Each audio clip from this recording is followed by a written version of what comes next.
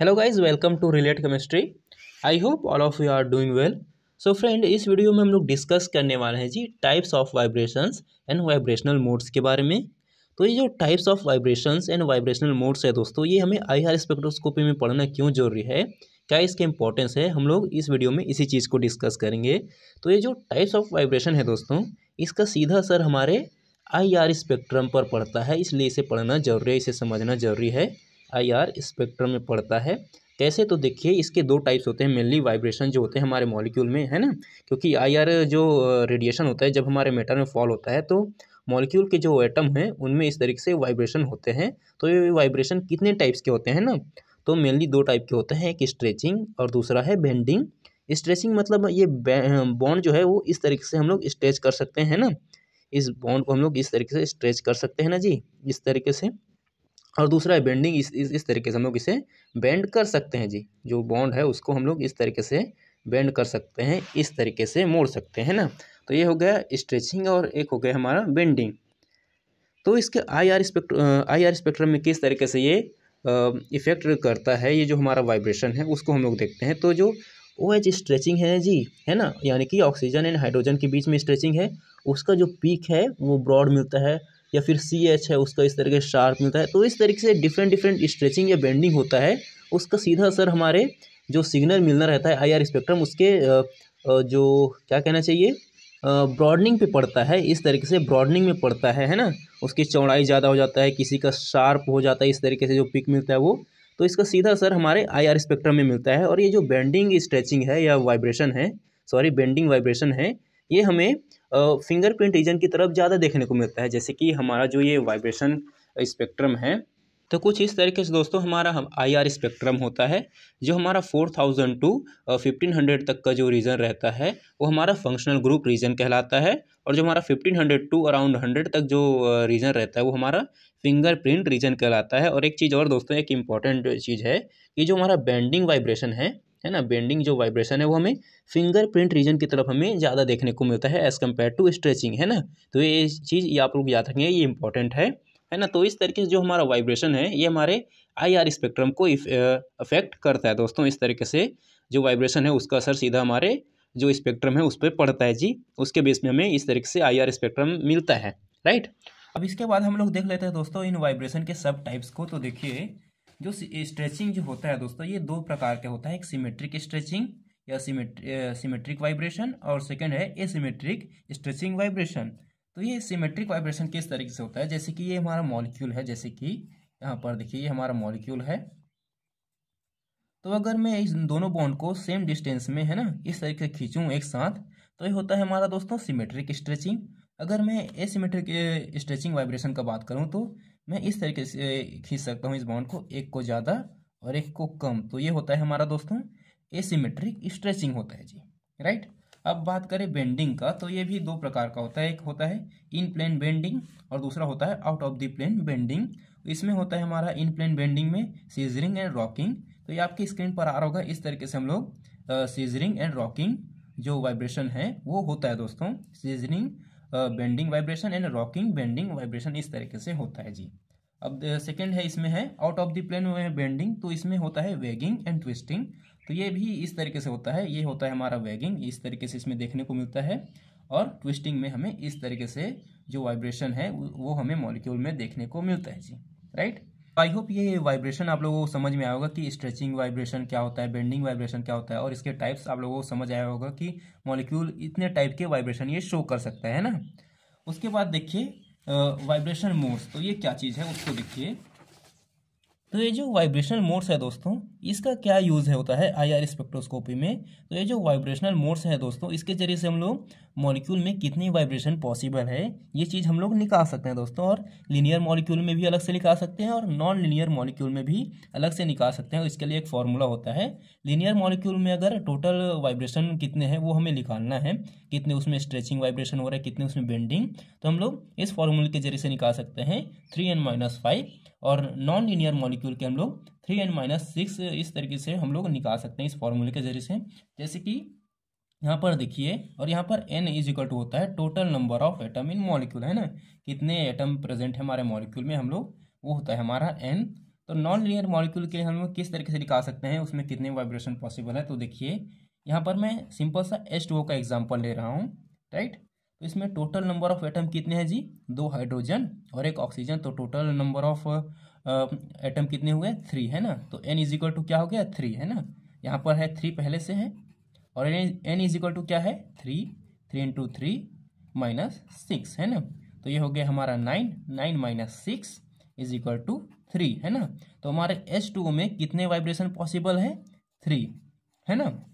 तो यहाँ पर देखिए है ना, और इस चीज़ को भी आगे एक्सप्लेन करूँगा कि जो लीनियर मॉलिक्यूल में होता है स्ट्रेचिंग में n-1 क्यों होता है, और बेंडिंग में 2n-4 कैसे होता है, और नॉन लीनियर के लिए स्ट्रेचिंग में n-1 और बेंडिंग में 2n-5 ये क्या होता है, इस चीज़ को आगे अभी एक्सप्लेन करूँगा। अभी जस्ट आप इतना समझिए कि जैसे कि हम लोगों ने यहाँ पर इस फॉर्मूले के जरिए से H2O में वाइब्रेशन निकाला है कि उसमें 3 वाइब्रेशन पॉसिबल है ना। तो किस किस तरीके से वाइब्रेशन होता है वो हम लोग देख सकते हैं। तो यहाँ पर है एग्जाम्पल है, यहाँ पर तो ये 4 इसमें ऑप्शन दिए हैं, तो इसमें से कोई भी 3 इसमें है वो सही है दोस्तों। यहाँ पर बी को मैंने पहले से गलत किया है, तो ये क्यों है ऐसा, तो देखिए ये हमारा है H2O का स्ट्रक्चर है। अगर मैं इसमें सिमेट्रिक स्ट्रेचिंग देखूं तो इस तरीके से देख सकता हूं, दोनों बॉन्ड को इस तरीके से एक साथ खींच सकता हूं, है ना। और साथ ही साथ एसिमेट्रिक स्ट्रेचिंग भी देख सकता हूं, एक बॉन्ड को ज़्यादा खींच दूं और उसको ऐसे रहने दो या कम खींचूं, है ना। तो इसमें एक सिमेट्रिक और दूसरा हमारा एसिमेट्रिक स्ट्रेचिंग पॉसिबल है ना। तो ये हो गया हमारा सिमेट्रिक स्ट्रेचिंग है ना, यहाँ पर हम लोग दोनों को इक्वली हम लोग स्ट्रेच कर रहे हैं जी। और ये हो गया हमारा एसिमेट्रिक स्ट्रेचिंग है ना, इस तरीके से हम लोग अपोजिट डायरेक्शन में या इस तरीके से हम लोग खींच सकते हैं ना। तो ये होगा हमारा एसिमेट्रिक स्ट्रेचिंग। और दूसरा है हम लोग दूसरा हो गया हमारा, तीसरा क्या हो गया, बेंडिंग।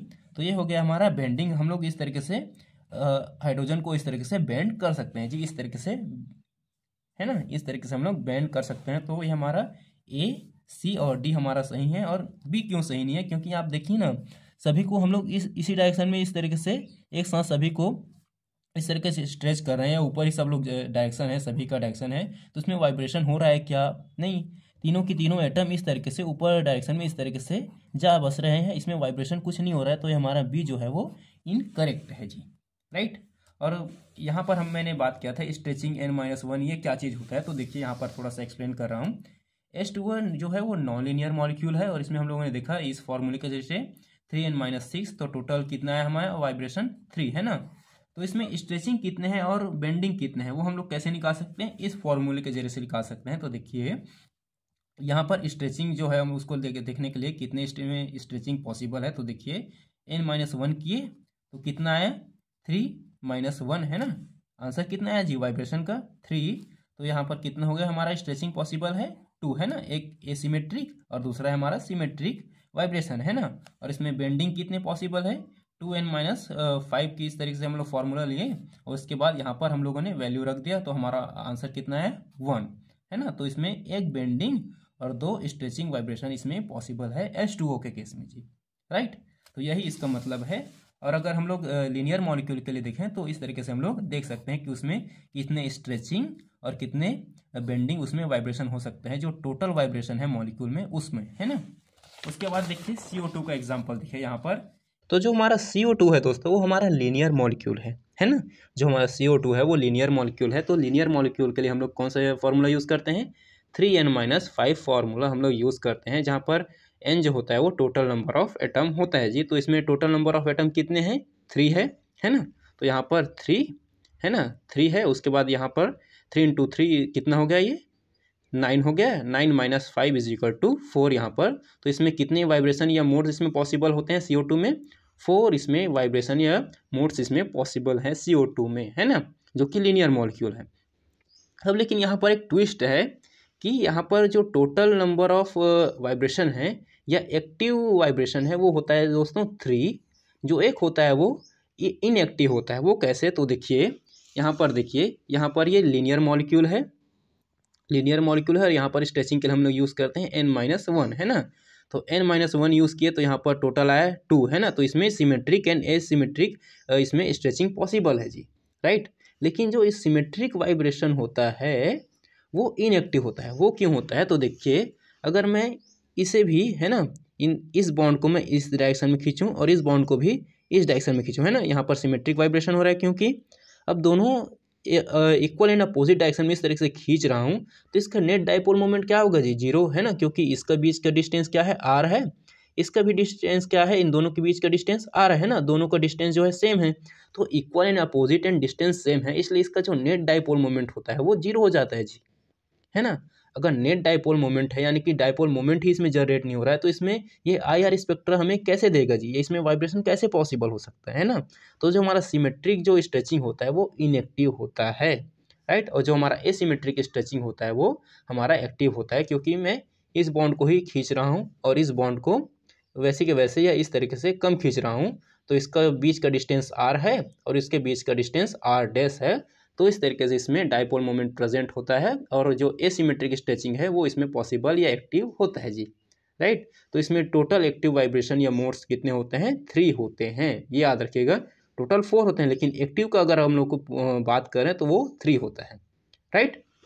तो वही चीज़ यहाँ पर भी है, इसमें भी वैसी है H2O की तरह कि इसमें कौन सा चीज़ इसमें पॉसिबल है, तो है ना, इसमें भी ये पॉसिबल है, सॉरी ये तो इनएक्टिव हो जाएगा, ये पॉसिबल है,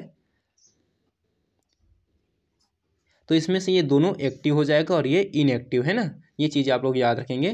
तो इसमें क्या पूछा है, the vibration modes given below the I R active modes is are, तो हमारा सेकेंड एंड थर्ड आंसर जो है वो सही होगा और ये हमारा सिमेट्रिक वाइब्रेशन हो जाएगा, तो ये इनएक्टिव होगा, तो जो सेकेंड और थर्ड है वो सही है ना। तो अगर आप लोगों को इस तरीके से क्वेश्चन आए एग्जाम में तो आप लोग इसे इस तरीके से डील कर सकते हैं ना, इस वे में। तो ये था फ्रेंड हमारा types of vibration and vibrational modes. तो आई होप ये वीडियो आप लोगों को क्लियर होगा। So don't forget like share and subscribe friend, and अपने फ्रेंड्स सर्कल में वीडियो को जरूर शेयर कीजिएगा friends. Thank you friends, thank you for watching.